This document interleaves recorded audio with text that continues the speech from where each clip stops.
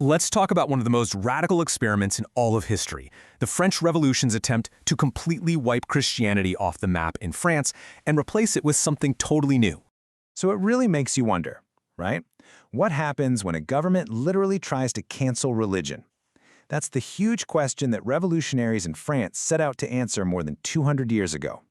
They weren't just trying to change laws. They wanted to change what people believed in their hearts. Okay, so first things first. Why the church? Why was it enemy number one?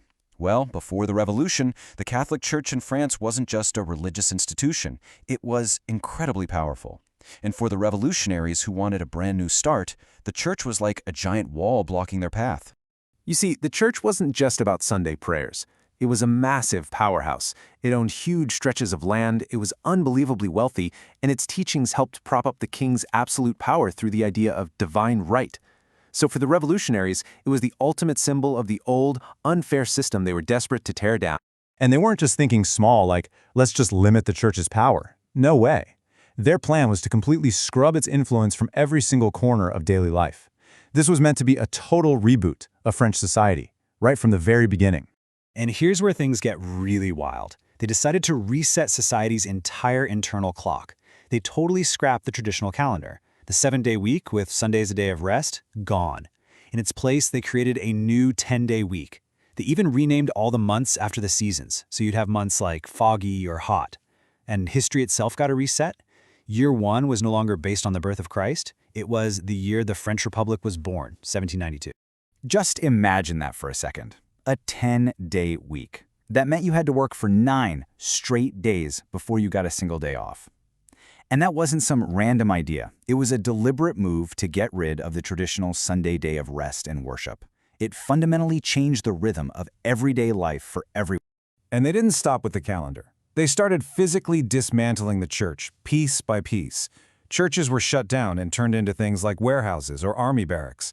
All the gold and silver from the altars was seized and melted down to make coins. Even the church bells that used to call people to prayer were melted down to make cannons. And any street or town named after a saint, it got a new revolutionary name.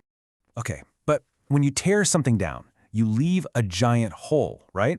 A spiritual vacuum. So if you get rid of one belief system, you've got to replace it with something.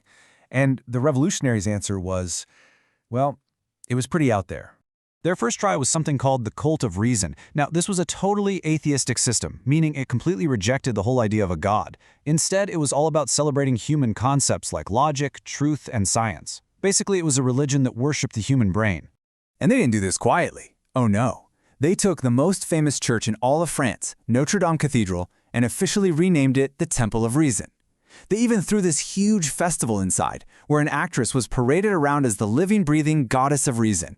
But here's the thing, not everyone was on board. The big leader of the revolution at the time, a guy named Maximilien Robespierre, thought all this was just way too chaotic. So he came up with his own state religion, the cult of the supreme being. This one was a bit different. It did have a god, but it was a deistic god, meaning a god who kind of created the universe and then just stepped back. Robespierre thought it was important to promote basic morals and the idea of an immortal soul to keep society from falling apart. And this really gets to the heart of his thinking. Robespierre was seriously worried that a country with zero belief in any higher power would just fall apart into moral chaos. He figured people needed some kind of moral compass, even if it was one the government made up. So while all this drama with new religions was happening in Paris, a totally different story was playing out in the rest of France. Because not everyone was cheering for these radical new ideas, not even close. What you ended up with was this huge divide. In the big cities like Paris, a lot of people were all for these changes, but you go out into the countryside where life was way more traditional, and people absolutely hated it. They saw it as an attack on their entire way of life. And they didn't just sit back and take it. They fought back. People started holding secret church services in forests and in their homes. They flat out refused to use the new 10-day calendar.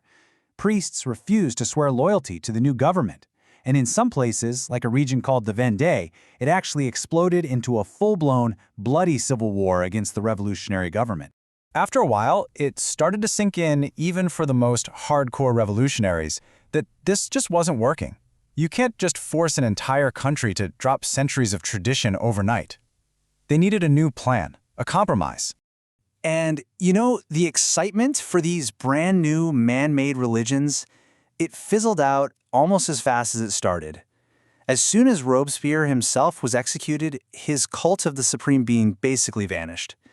These new ideas were just too complicated, too cold.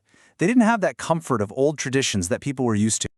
The final answer to this whole mess came from a name you probably know, Napoleon Bonaparte. He was a super practical guy. He knew that if he wanted to unite France, he had to make peace with the majority of its people. So, in 1801, he signed a big deal with the Pope called the Concordat. And this timeline just shows you how fast this whole thing happened. It's dizzying, really. In 1793, they're celebrating the goddess of reason. Just 1 year later, it's all about the supreme being. By the end of 94, that's already fading away. And then by 1801, Napoleon makes it official and brings the Catholic Church back. It was a compromise, for sure. The church was back, but now the government had a say in how it operated. It was a new reality that would shape France for the next 100 years. So what's the big takeaway here? In the end, this whole wild chapter of the French Revolution leaves us with a huge question, one that's still super relevant today. How much power does a government really have to change what people truly believe? What France learned the hard way is that you can change laws, you can tear down buildings, and you can even change the calendar. But changing the core beliefs inside someone's heart, well, that's a much, much harder battle to win.